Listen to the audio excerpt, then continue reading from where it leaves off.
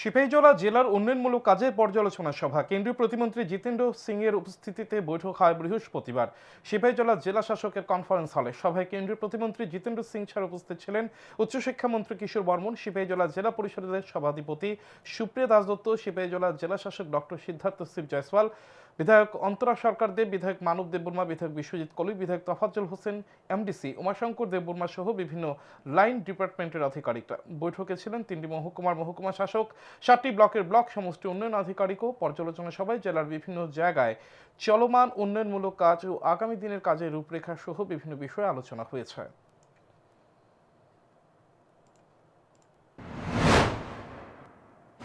विशेष प्राथमिकता दी है और ये त्रिपुरा तो बिल्कुल साउथ ईस्ट एशिया का कॉरिडोर है, ट्रेड कॉरिडोर भी बन सकता है। ये बॉर्डर डिस्ट्रिक्ट सिपाहीजला और ये बड़ा अच्छा रहा कि प्रशासन और जनप्रतिनिधियों के बीच में पूरी तरह मुकम्मल समन्वय के साथ यहाँ काम हो रहा है।